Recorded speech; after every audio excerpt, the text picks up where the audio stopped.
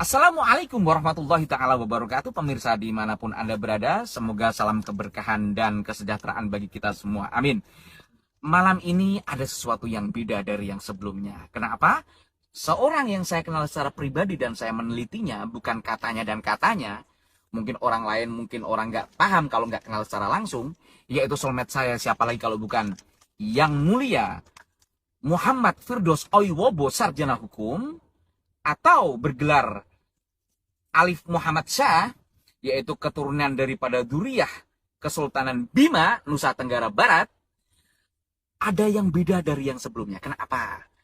Yaitu langsung saja kita sapa beliau, yang saya panggil secara budaya yaitu Senopati Eng Alogo atau Panglima Perang Bayangkoro Salatin Ashraf Az-Zahra, sebagai pengawal daripada kesultanan atau Duriyah Kesultanan keturunan Nabi.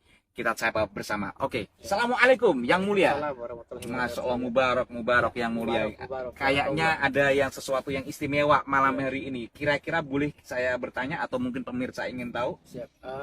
Malam ini saya ingin bertemu dengan kerabat Sultan Talo dan Sultan Bone. Wih, Sultan Talo Karena dan persiapan Bone. pelantikan saya sebagai Panglima Salatin Ashraf Az-Zahra, Panglima Pala Sultan, majelis yang terhormat, yang menggabungkan 500 para sultan dan juriah ya.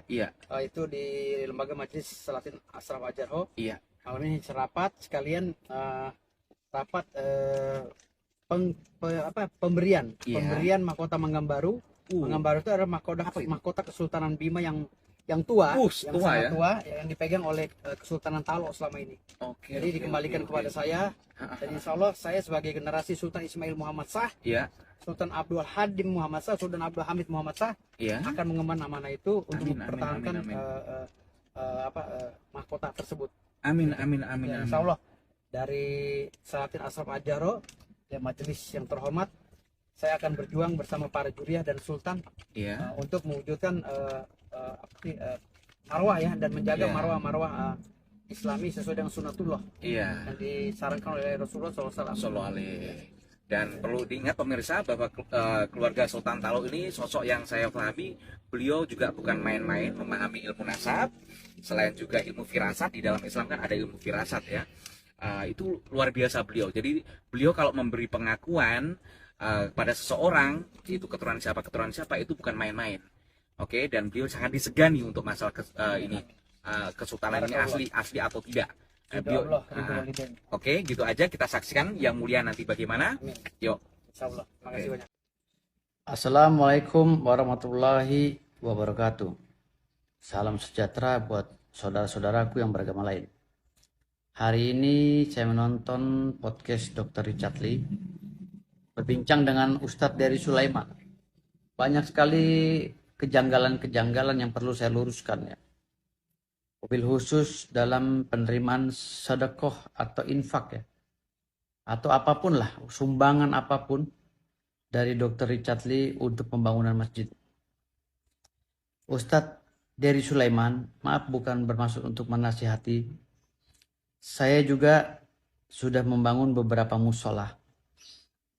Sekarang sedang akan ya membangun lagi majelis dan masjid ya. Tapi selama saya membangun, kenapa saya tidak membuka keran sumbangan? Saya punya yayasan, nomor rekeningnya ada. Kenapa saya tidak membuka keran sumbangan?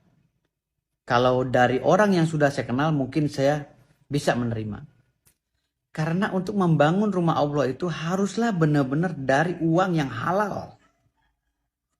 Haruslah benar-benar uang umat muslim yang benar-benar tawadu kepada perjuangan di jalan Allah Subhanahu wa taala.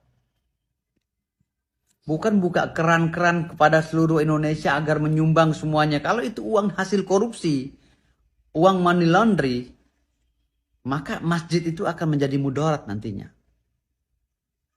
Ustadz Dery Sulaiman tolong pahami ini. Dan beberapa kali saya melihat Ustadz menjustifikasi bahwa dukun itu adanya di gunung. Orang-orang gunung. Lalu sekarang yang muncul itu adalah orang-orang yang cari panggung mungkin ya. Tidak. Kami dukun-dukun ini semua termasuk saya lawyernya, tidak pernah berbicara masalah dukun sebelumnya. Apalagi masalah pembuktian. Kami hidup selama berpuluh-puluh tahun di Indonesia ini, tidak pernah menunjukkan kekuatan kami, apa kehebatan kami, tidak. Tetapi ketika orang bilang tidak percaya dengan dukun, tidak percaya dengan hal goib, makanya kami ya memberikan pembuktian. Itu pun hanya beberapa kali. Agar orang itu membuka matanya. Padahal sebenarnya tidak perlu pembuktian, karena di YouTube juga sudah banyak hal-hal goib, hal mistis, hal kebal apa segala itu ada itu. Namun ini yang saya sayangkan. Ustadz Dery seakan-akan menyepelekan kita. Disuruhlah kita menjadi pelawak. Ustadz Dery, saya tantang Anda dengan Ustadz Fajar. Kita podcast, tapi saya minta podcastnya diembas Mas Atta Halilintar ya. Di podcast Atta Halilintar. Saya tantang Anda ya untuk diskusi, dialog tentang dukun, tentang keislaman, mungkin tentang kehidupan ini. Dulu pernah saya tantang Anda, saya masuk Anda ke grup WhatsApp grup ya, Metafisika. Tapi Anda kabur, Ustadz Dery Sulaiman. Ketika saya tanya satu pertanyaan, Anda kabur. Dan pertanyaan itu akan saya tanya lagi nanti ketika kita podcast. Tolong Ustadz Dery, terima tantangan saya tunggu di Atta Halilintar. Karena beliau adalah YouTuber yang netral. Saya tunggu ya, Ustadz Fajar, Ustadz Dery Sulaiman, saya tunggu Anda. Kita diskusi. Ya, terima kasih. Kalau Anda tidak berani berarti Anda bukan pendakwah. Nol Anda. Kalau Anda mau berdakwah di depan kami, orang-orang kritis. Jangan di depan orang-orang yang sudah tahu agama. Kami nih yang belum tahu agama secara spesifik. Ajari kami. Berdosa kalian di Bima, percaya. Laknat Allah Subhanahu wa taala akan turun pada kalian, percaya sama saya. Tunggu sebentar lagi Bima akan dilaknat. Sebentar lagi Bima akan dilaknat oleh Allah Subhanahu wa taala. Karena kalian membiarkan ternyata tradisi ini gitu loh. Ada juga anak cucunya Sultan Abdul Aziz yang ada di Makassar. Bahkan perwakilannya ada di Bima. Telepon saya. Ternyata Sultan Abdul Aziz itu tidak meninggal. Beliau pergi menghindari cerita sejarah di Bima ini yang terlalu kotor.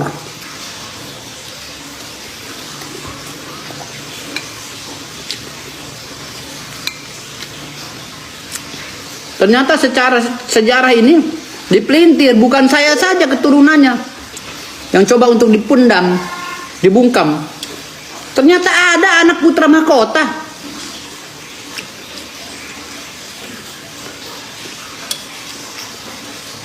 Anak yang harus jadi putra mahkota, harusnya jadi putra mahkota. Disingkirkan begitu.